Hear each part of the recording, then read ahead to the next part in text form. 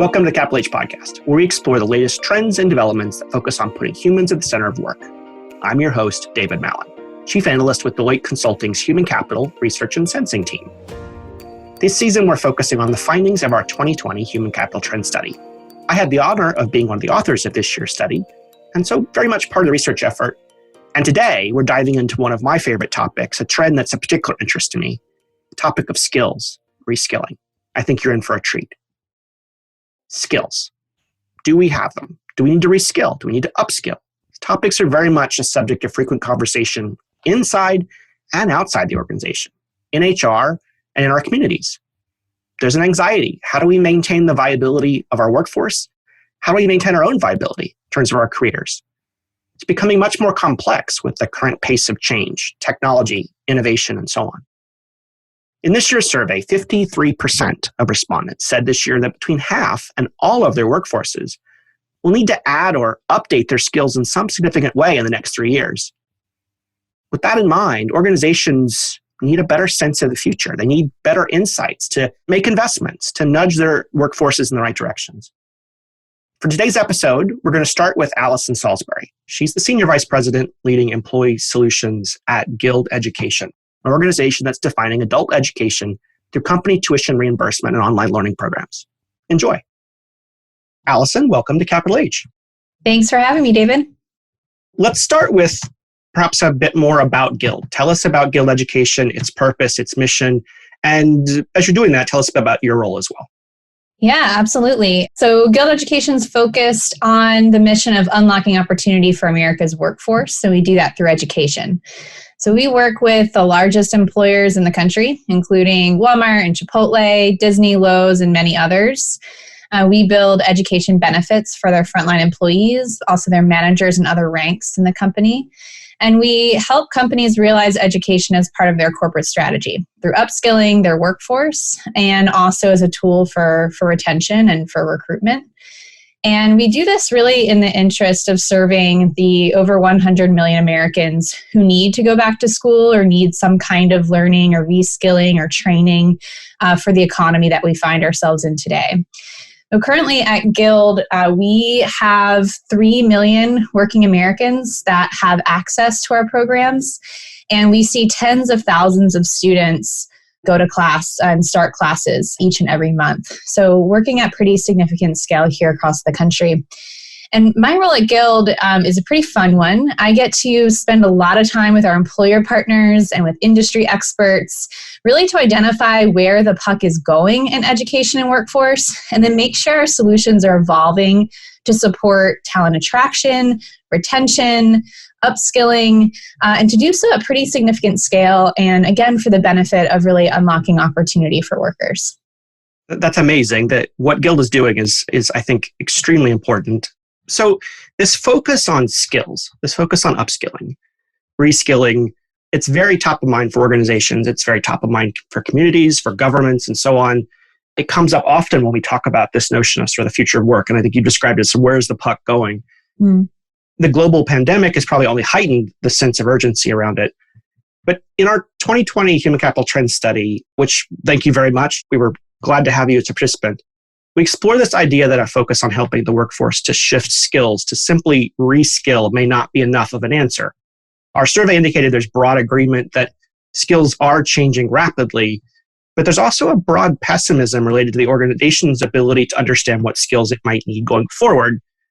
We encourage organizations to build programs that cultivate those innate capabilities that make us human, empathy, creativity, analytical reasonings, and so on, that some call these things soft or power skills.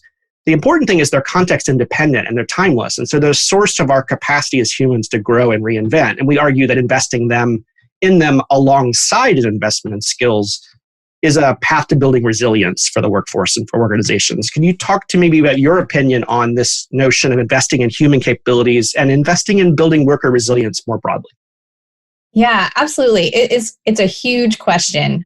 And I would start by saying, in short, in an era where machines will get better at being machines, if the primary project of reskilling is not helping humans get better at being human, then I'm not sure exactly what we're here to do. And so, as your report points out, that really does mean investing in building capabilities, critical thinking, creativity, openness and ability to learn, empathy, acting in conditions of uncertainty, and so many more. And I actually see a lot of consensus on this point. You see consensus here coming from C-suites of Fortune 500 companies. You hear it as a primary talking point at the World Economic Forum. You certainly see it in academia and learning institutions as a top priority. What I think there's not as much consensus on is who should have access to this type of learning, how should resilience be taught, and also, quite frankly, who pays for it. And so on that first question, who should have access to this type of learning? One thing that I find quite interesting in this conversation around reskilling and resilience is that often the conversation centers on the white collar or the corporate worker and entirely skips the frontline or hourly worker altogether, even though the frontline worker is highly vulnerable to automation and resulting displacement. And so at Guild, we think a lot about resilience, but we really do so focus on frontline and hourly workers, and they represent 78 million Americans in this country that are in need of education and retraining. And a quick story that I think shows that this dynamic of associating education, which I broadly kind of call liberal education, which is focused on resilience and creativity and empathy, often kind of ignoring frontline or hourly worker populations, is a story that stuck with me for many, many years. I think it was maybe 7 or 8 years ago, I was having coffee with the president of a very high-achieving community college. And we were on Stanford's campus for a meeting together. And he was telling me a story about a recent commencement on his campus where the then Secretary of Education was giving the commencement address. And he looked out over sort of the sea of graduates and he said, "You all are the model workforce of tomorrow." And of course, he meant it as a compliment. But this president of the community college asked me then, if we were listening to a commencement address here on the Stanford campus, you're the model leaders, you're the model creators, you're the model entrepreneurs of tomorrow. And so I think this sort of dichotomy around who gets access to education that makes them creators and leaders and innovators, and who gets access to education that makes them the sort of quote model workforce is really interesting, and one that we're really trying to break down at Guild.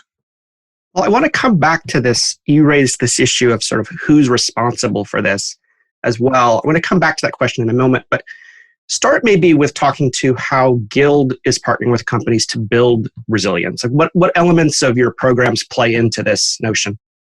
Yeah, great question. So let me start by telling you a little bit more about Guild students, because I think that'll give you some context for why we emphasize what we emphasize and the way we design our work with employers. So a few fast facts. First is that 68% of Guild students have not earned a degree beyond high school, and 35% of them haven't had any schooling beyond high school. A third of them are first in their family to go to college, and 40% of them have existing student debt. So many of our students, quite frankly, have had bad experiences with education and learning and training, and as a result, they don't trust those institutions oftentimes, and they certainly don't feel like they belong. And so our goal is really to change their relationship to education and learning, and we do so by making sure that they have the tools and the support and the confidence they need to become lifelong learners and in turn become more resilient. And so certainly I can geek out on a deep programmatic level around the learning experiences and how the learning experiences facilitate that.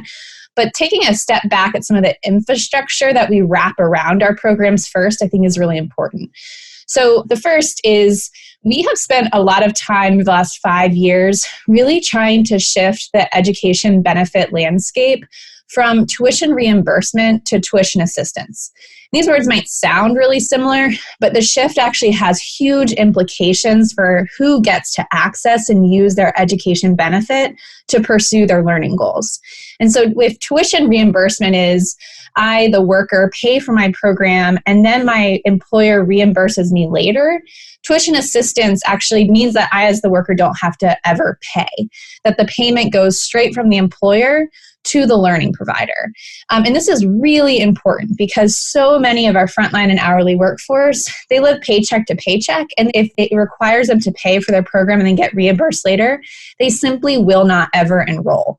And so we have observed, 2 to 3x higher adoption of tuition assistance versus tuition reimbursement programs among our frontline workforce population. So the first thing is access. The second thing is coaching. And so we have a workforce of over 300 coaches, many of whom have backgrounds that reflect the frontline workforce population. And these coaches really focus on helping the worker navigate to the programs that are right for them based on their life and career goals. And oftentimes, if you listen to these coaching calls, which is one of my favorite things to do at Guild, is you hear in the coaching process sort of a transformation of the learner worker to really have more confidence and self-efficacy, that this is actually a place that they belong and something that they really can do despite the fact that they've had bad experiences with education in the past. So coaching is really important there.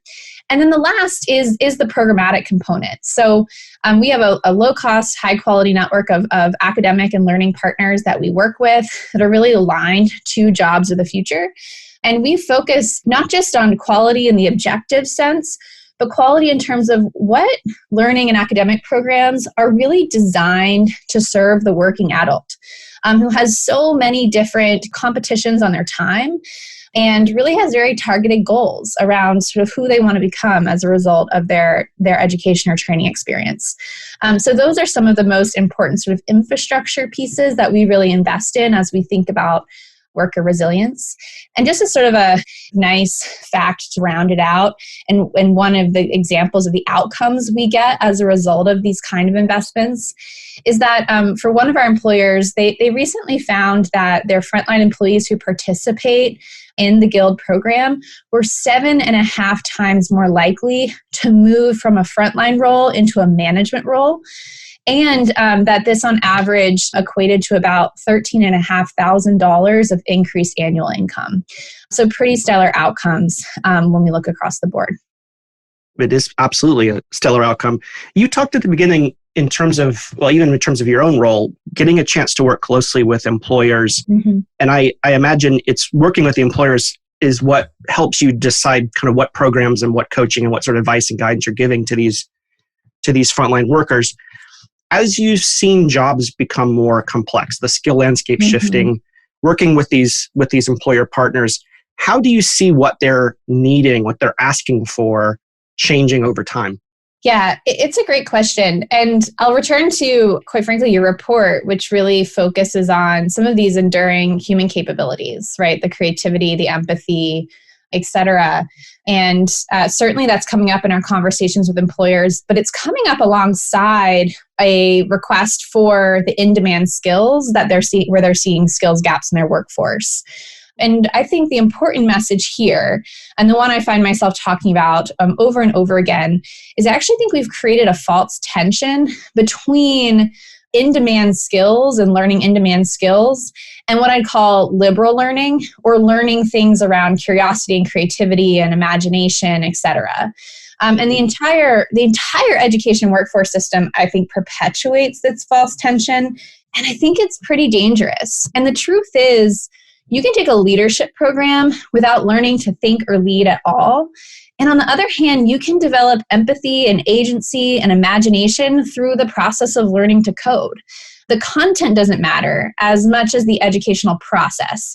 And, are you asked to form your own questions? Is the learning process one of discovery? Is there regular reflection where feedback is practiced and there's struggle and failure by design?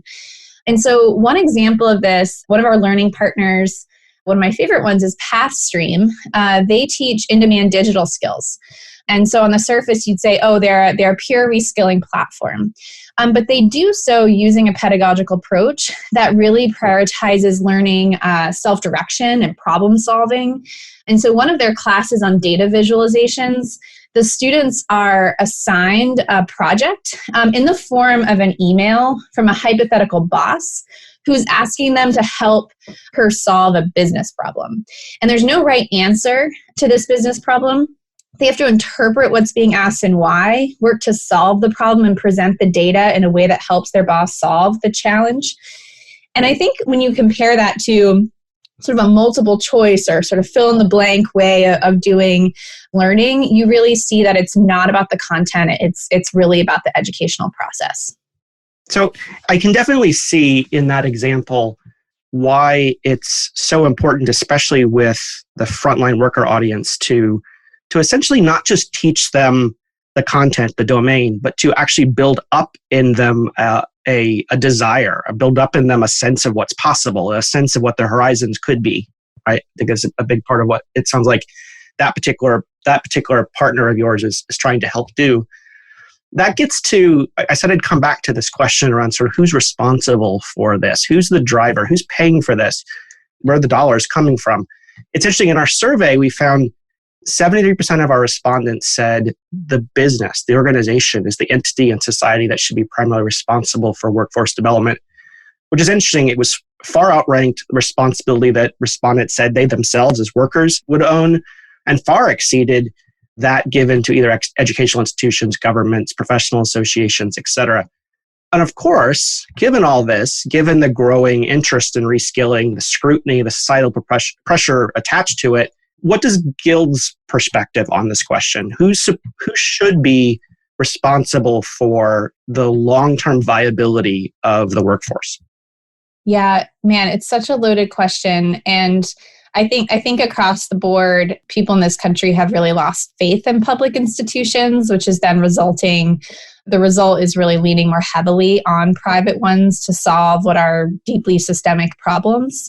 And so what I think is interesting about your survey is does it reflect what people want, or does it reflect sort of the reality they find themselves in, is just sort of one thought I have right at the top. But the reality is we do see it as a tri-sector responsibility at Guild, private sector, government, and sort of education sector working really closely hand in hand. That workforce development and education more broadly has always been everyone's responsibility, given the unique moment in time we're in. Companies are playing a bigger and bigger role. And as an aside, the Edelman Public Trust, they had a set of surveys that showed that 84% of people actually want their CEOs to be speaking about training and jobs for the future and providing guidance on that front. So certainly we're seeing it come from workers too. And the last thing I'll say is that companies aren't only doing this out of a sense of broad social responsibility. Certainly that plays a role in it, but never before has the financial benefit of investing in workforce development been more clear. For example, every dollar spent on an education benefit through Guild, employers receive on average $2.44 back.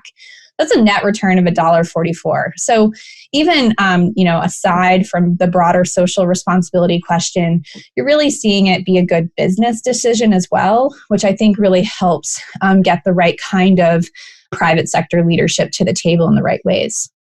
Given your close relationship with some fairly major organizations, private sector organizations in this country, can you speak to what you've heard them say, how they feel being kind of in the crosshairs here, being primarily responsible for development? Yeah, I think if I were to look in aggregate across them, and of course, each one is a little bit different, they would all reflect similar themes that I shared, which is an ideal world. This would be more of a sort of multi-sector partnership approach, but we don't live in an ideal world. And so they really see the urgency and the imperative, given the state of their businesses and the state of the economy, to really step up to the table and in increasingly more meaningful ways. The ones that do this most effectively and really bring the sort of heft and weight of their C-suite to the table are the ones, though, that really focus on how their investments in workforce development and education align to their corporate strategy. So, employers say are very focused on talent attraction and retention, very focused on upskilling, and also, especially at this time, really focused on how do they more ethically outplace and support the workers they're having to downsize, so that those workers can not just land another job, but maybe even could land a better job after being let go. And so I really think, in short, the sort of biggest leaders in this space in the private sector will say, We want to find opportunities to do things that are good for our business, good for workers, and good for society more globally. But of course, you did mention that most of these companies are recognizing that they do actually have a hard return from engaging in these programs. How does Guild help your partners understand the ROI of their programs? Can you speak maybe more to that process? Yeah, absolutely. So the process is pretty straightforward. We have a whole team that does ROI and impact analysis, employer by employer, and also looking at trends in aggregate across our employers. As I mentioned a bit earlier, the overall ROI we see at around $2.44 for every dollar of investment, which is pretty substantial. And we sometimes see that number quite a bit higher in certain employer environments. From a quantitative perspective, the ROI is calculated across a few different buckets. There's talent attraction. So Guild partner employers see somewhere between 20 and 25% increase in job applicants following program launch, which means they're decreasing time to fill roles, which itself is a hefty cost. And they're also able to attract sort of the talent they most want for their roles. The second quantitative thing that we're able to analyze is retention.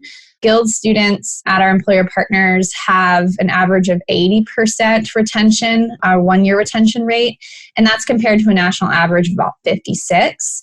And some of our partners see their retention rates for their Guild students well up into the 90s. So that represents a massive cost savings when you think about the rate of turnover within these companies, especially in the frontline and hourly populations. And last is around upskilling workers internally into hard to fill roles. And so, as I mentioned earlier, for one of our employers, and this is pretty representative across a number of different sectors, workers in the program were 7.5 times more likely to move into a management role. And that is huge for the worker, right? $13,500 of an increased annual income. But it's also huge for the employer because they're able to build talent from within, which has all sorts of benefits, and including benefits around diversity, equity, inclusion, given that the frontline worker populations are often quite diverse. And by investing in them, you can really cultivate your next wave of management talent from your own workers. So I want to start to wind down the conversation, and I'm going to do so by sort of asking you to think about the advice and guidance to our listeners, to organizations out there who are thinking of trying to do similar things. The first place I'd like you to go a little bit further on is actually what you're just talking about, which is making the case. So we found in our study, only 16% of organizations expect they're going to make any significant investment in skilling and workforce development over the next little while. If a organization comes to you and says, that's our primary obstacle, we don't know how to make a case to make these kinds of investments, what are you helping them do? Mm-hmm. Yeah, great question. So we always start with a whole bunch of discovery conversations with a number of different leaders at the company, really to understand sort of how their business is changing, what that might mean for their workforce development priorities, and what motivates their leadership. Is it sort of data and cost savings? Great. Let's dive into the ROI frameworks and think about what levers are most powerful to pull there. So it's really not seen as a cost, but actually as an investment that has significant financial return. Is it brand with employees and with consumers? Great. Let's think about how we're going to sort of brand and tell the story internally and externally about the workforce development initiatives and investments that they plan to make. But really the key is aligning education to that broader corporate strategy. And I think the second thing that really helps is telling stories about what other employers are doing and the outcomes that they're seeing. So we really try to sort of build visibility among our employer partners around sort of really what's working and what's driving the needle for their workforce. How do you help an organization if they come to you and say, we don't really even understand what our needs are going to be going forward, how to create programs that'll meet those needs? What advice would you give to organizations who are just trying to think about where to start in terms of what we need our workforce to be going forward? Yeah, absolutely. The way we start for organizations who have less of a developed point of view day one is really through a series of exercises around how their business and how their industry more broadly is changing. We have a number of different sort of skills and capability frameworks that we've developed through a whole variety of data sources like MZ and Burning Glass and others to really help people think about macro level trends. And then we can even help them pull data on more micro level trends within their business and then do some mapping around prioritization. And so that process sounds scary and complex, but really it's not. And they're through a set of workshops and conversations and the application of sort of modern data tools that have recently become pretty widely available in the last 3 to 5 years. We're able to quickly hone in on where do we start? What are the set of priorities that you really want to lean into immediately? What are the metrics of success that's going to most matter to your leadership that then in turn would encourage expansion and additional investment? Thank you very much. I think that's tremendous advice, Allison. Thank you so much for joining us today. Absolutely. Thank you for having me, David. Thanks so much to Allison Salisbury from Guild Education. It was very interesting to hear how her company is defining the future of work through its programs and helping other organizations get there as well. Now, I'd like to welcome today's roundtable. First, we have Michael Griffiths. He's a partner with Deloitte's workforce transformation practice, and he leads our learning solutions work in the US. Next will be Julie Hippica. She's a frequent visitor to the podcast. She is part of Deloitte's human capital research and sensing team. She leads our research in learning and career.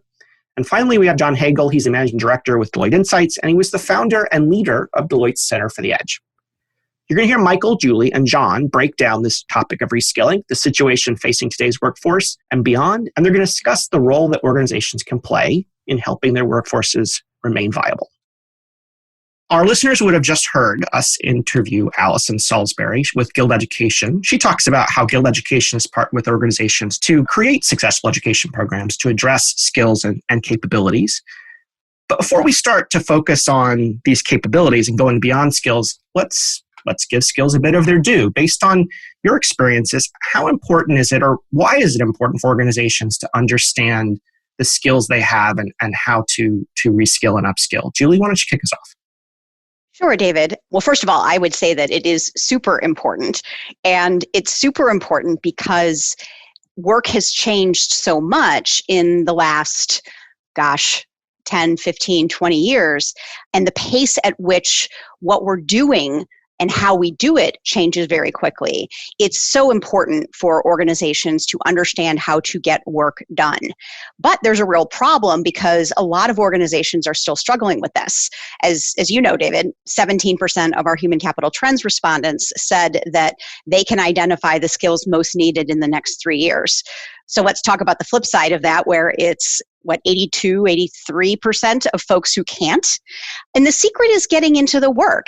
If we understand what the work is more deeply, and organizations that understand the work more deeply are going to be able to be more effective at identifying what the skills are, what the skills might need to be, and as I know we're going to get into, where capabilities fit into this mix. So really involving the workers in understanding the work, how using them to help us get past job descriptions and job architectures and job families and all those things that have been pretty bad substitutes up to now would be, I think, one of the best places to start. Michael, pick up on what Julie just said. Why is it important that organizations understand skills? Yeah, and Julie's absolutely right. Our survey has sort of taught us that, human capital survey has taught us this is very important for our organizations, but they just are struggling to keep up with the pace of change. And I think the reason it's so important is that we realize that really human capital is the biggest asset on the balance sheet now for most organizations. People are its power. And we talk about belonging in our human capital survey as a way to try and entice those people, that workforce, to be the best they can. If they're the most important asset, you need to understand where they are, where they're going, and where you want them to go to essentially drive your performance, your business goals in a very agile way for organizations to be at the pace of change on a consistent basis. And this is a struggle. A lot of organizations have created a future of work capability within their organization. They've named people in those titles. They've created the sort of idea of let's document the future of work into the skills and capabilities in a future-orientated way. And let's update our capability competency models in a way to reference that. The struggle they're having is, how do you create a systematic approach that is real, live, actionable in an agile way that isn't a one-time effort, that continuously drives the performance of your people in a very, very systematic way. And that is a struggle. That's data, that's analytics, that's into your HR systems and operations. It really is a transformational effort, and that's the struggle. Well, Julie referenced the statistic that only 70% of organizations can see the future, at least in the next 3 years, with regards to skills. What you just described, Michael, is a lot of work. Why is that not working? Why is this continue to be a struggle? I think the real aspect of the struggle for organizations is that it does penetrate a lot of business and HR lines. We've talked a lot about this in the learning space, Julie and I, and John too, that the role of the organization for learning is very much more decentralized into business and HR. So HR is more of an enabler rather than ownership. And it's true across all the sort of traditional talent functions. The business has a bigger role and has much more of the data around where future of work is going. So the struggle that organizations are having is, how do you become an enabler, support the business, push some accountability to the business of where the future is going, and create the rigorous systems for it to happen in a very agile and continuous basis.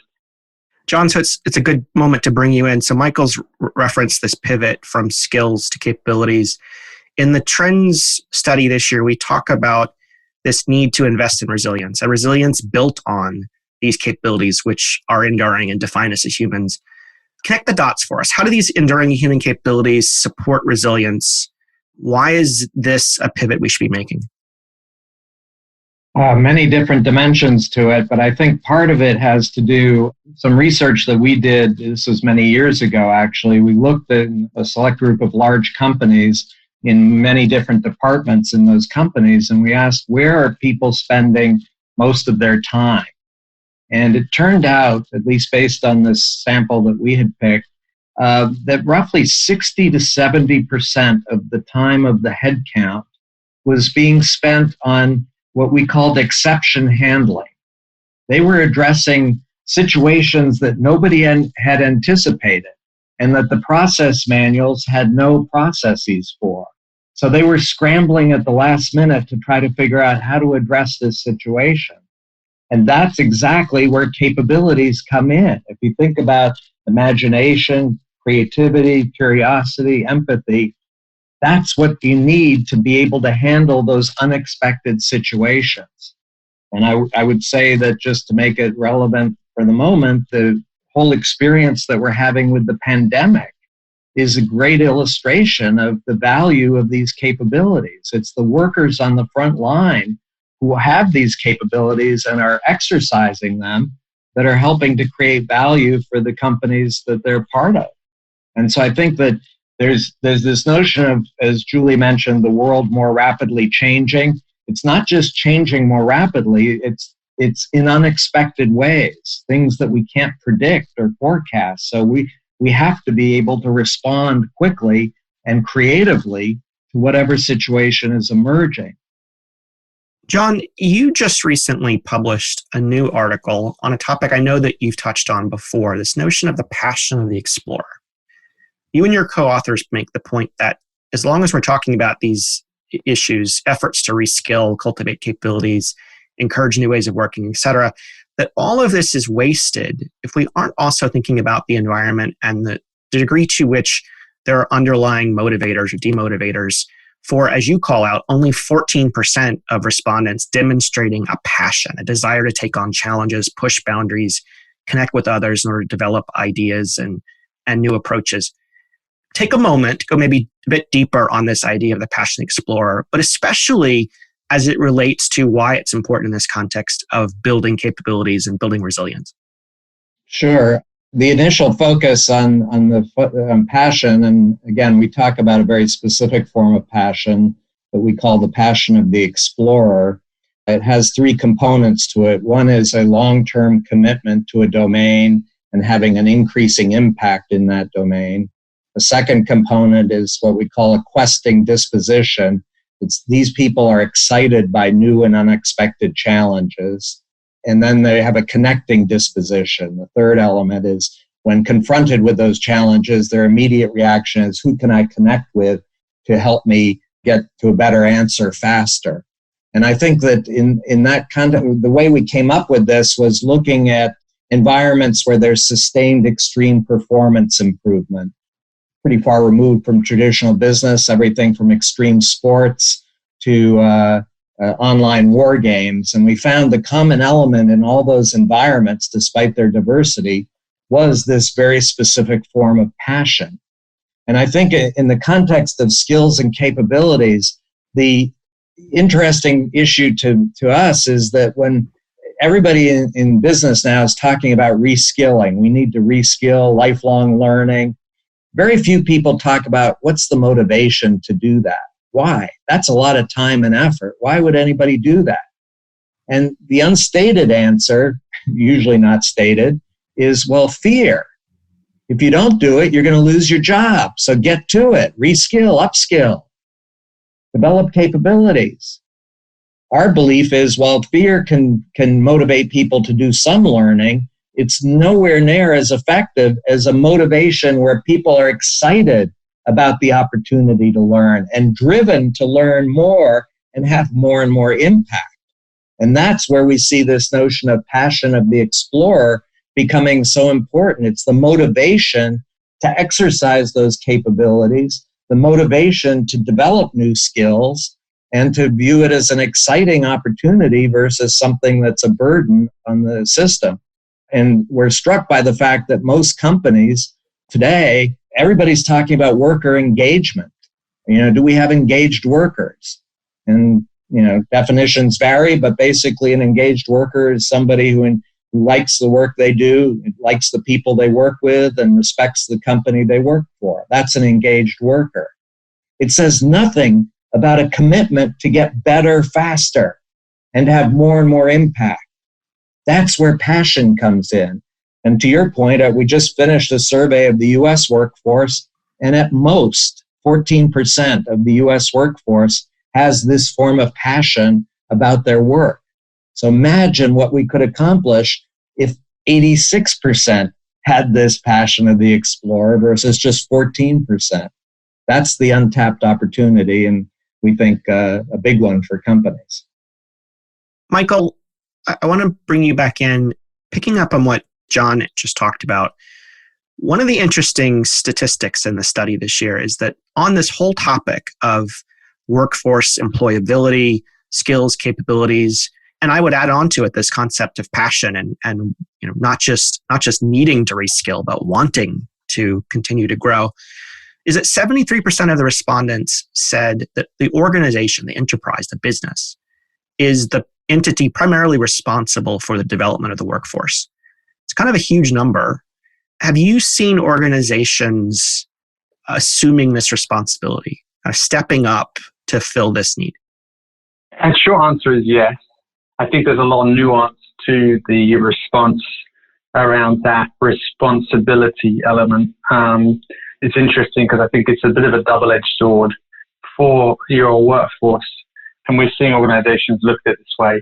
The enablement of development and being able to provide your workforce with the opportunity to learn, drive both their tasks, as John has put it, in terms of what they do and the connection to the success and the impact they do, but also their roles, their job, their careers, and have the learning available to do it. It's very much the way that organizations are talking about it. However, they're also saying that the accountability for the learning is more and more on the employee. So less and less hand-holding, more giving the opportunity, less mandatory learning, more opportunity learning to drive a new opportunity within the organization, new job, maybe even just new team to work on, new task force, etc., and to be credentialized. And that's a key word here, to be credentialized, to be able to get that opportunity in a way that makes you applicable for that particular task or job or career, etc. Julie, you've written recently about rewarding people, or learning as a reward, I suppose is the right way to put it. pick up on that and maybe also talk a bit about other ways that organizations are creating opportunities, maybe by collaborating with external organizations, like, for example, the Guild education example we just heard from before today's podcast. So we know from our rewards research that high-performing organizations are almost 2 times more likely to have expanded their definition of rewards to include things like learning and development, mentoring, and coaching. And we've written a bit on this idea that instead of us thinking about, and I'm using the us as organizations and HR leaders, thinking about professional development in all these various forms as something that we offer and give only to the best people as a form of recognition, it needs to be something that we actually make available to everyone. And when you think about the idea of human capabilities and that everyone has potential, because everyone has these traits within them and they just need opportunities to demonstrate them, it even actually strengthens that argument that we really need to democratize, level the playing field, make learning available to everyone instead of thinking it as something that you only make available to your best performers.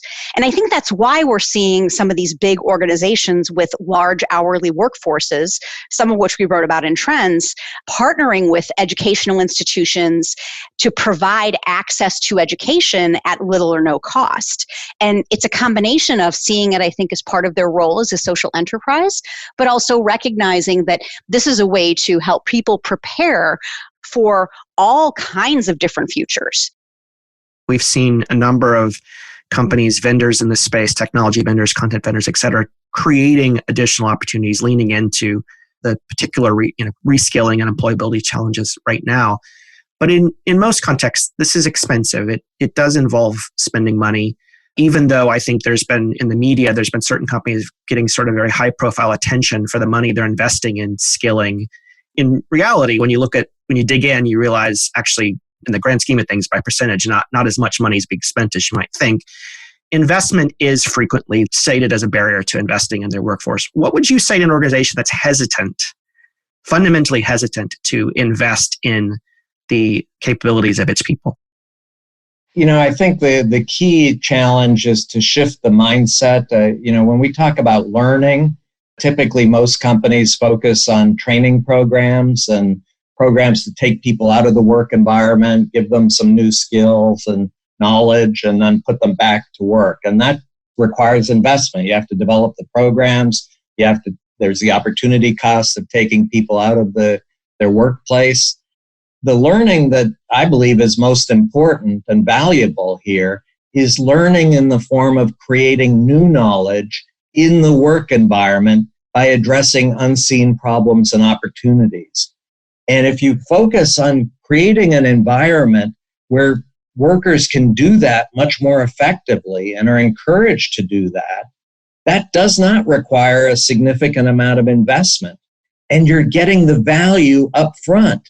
The learning is actually a byproduct. The value comes from workers who are addressing unseen problems and opportunities to create more value.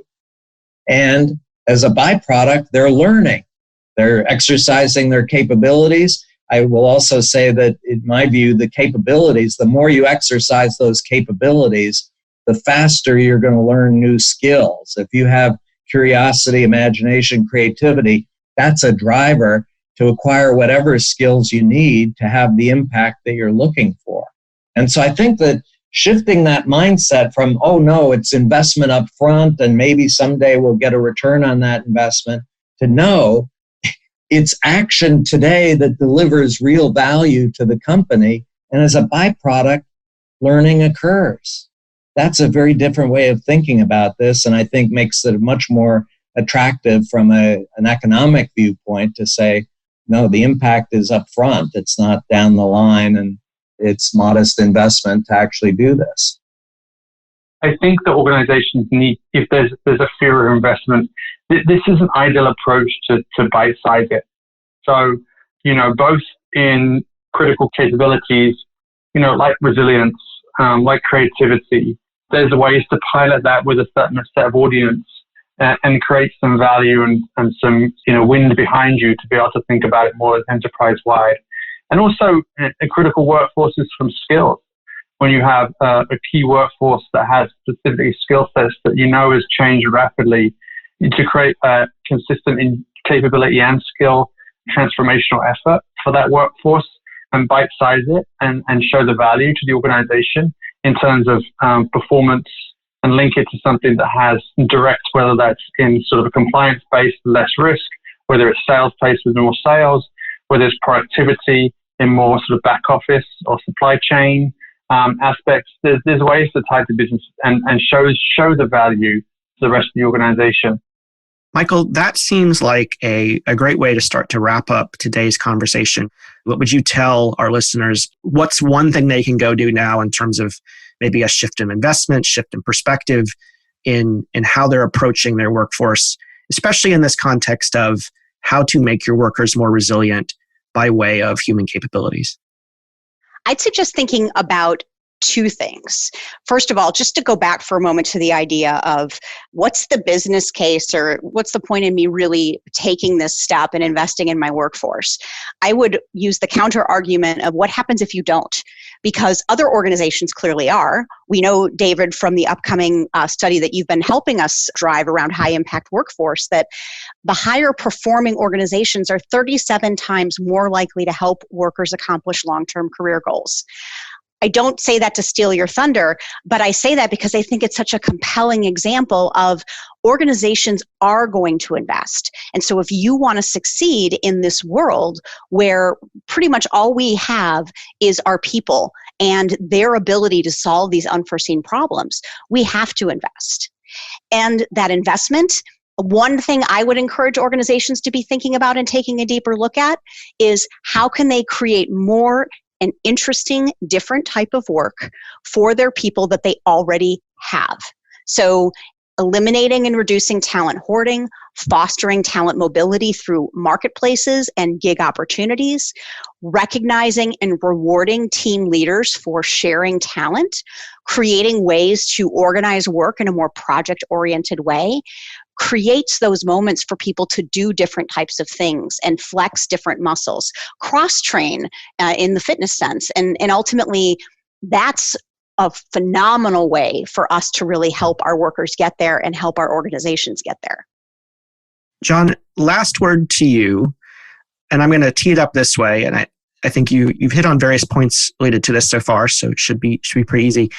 In listening to both Michael and Julie, I hear a pivot from where maybe this conversation, the whole conversation we've had today about skills and capabilities and so forth, maybe this isn't a conversation about workforce development at all. Maybe this is a conversation about the work and reinventing the work and the potential for new ways of working. And it just so happens there's humans that do it. So we might need to think differently about how those humans behave and do and act and excel and so on. What's your sort of one thing? You're talking to the CEOs of companies all the time to convince them that that's what we're talking about. We're not talking about learning and development at all.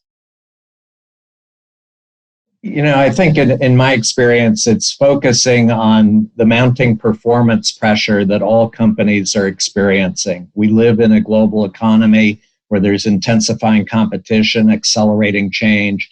If we don't find ways to accelerate capability building and skill building, we're going to be increasingly marginalized. So there's that issue. Don't try to do it all at once for everybody. Start with some real significant pain points that you're currently experiencing from a performance viewpoint. Redefine the work and help cultivate the capabilities of the workers in that particular part of the company. And that will start to generate real impact and value quickly, and be explicit about the metrics that matter. So how are we going to measure our progress in terms of capability building and skill building? What are the operating metrics that will deliver the most value to the company, and track those relentlessly and iterate and refine as you go based on that? And I think the other final point I would just make is not only are companies under mounting performance pressure, but so are all of us as workers and people. And so the companies that find ways to cultivate capabilities and help people accelerate their skill building, those are going to be the companies that attract and retain the most talented workers, the workers that are most motivated to learn and upskill and exercise the capabilities. If they are in a company that's not doing that, they're gone. They're going to find a company that's focused on this. So you're going to lose your best talent if you don't find a way to change the environment, redefine the work, and cultivate capabilities. Thank you very much, John, and thank you, Michael, and thank you, Julie, and thank you, audience, for joining us today. Until next time.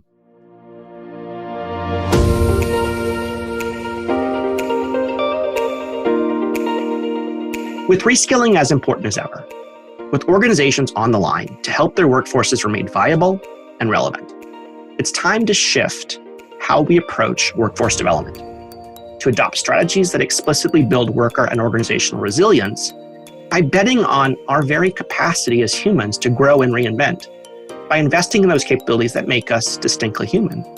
This will equip our workforce with tools and strategies to adapt to a range of uncertain futures, while also making sure we have those skills we need for the short term. Thank you to Allison Salisbury for sharing her insight, and thanks again to my Deloitte colleagues for digging deeper into reskilling and its impact on the future of work. Remember that in addition to tuning into this podcast series, you can also read the report online at www.deloitte.com/HCTrends. That's www.deloitte.com/HCTrends. Let us know what you think of Capital H, rate us on whatever service you use to find us, and look us up on social media. We'd love to hear from you. Thanks for listening. We hope you'll join us next time as we explore more topics and trends that focus on putting humans at the center of work. This podcast is produced by Deloitte. The views and opinions expressed by podcast speakers and guests are solely their own and do not reflect the opinions of Deloitte. This podcast provides general information only and is not intended to constitute advice or services of any kind. For additional information about Deloitte, go to deloitte.com/about.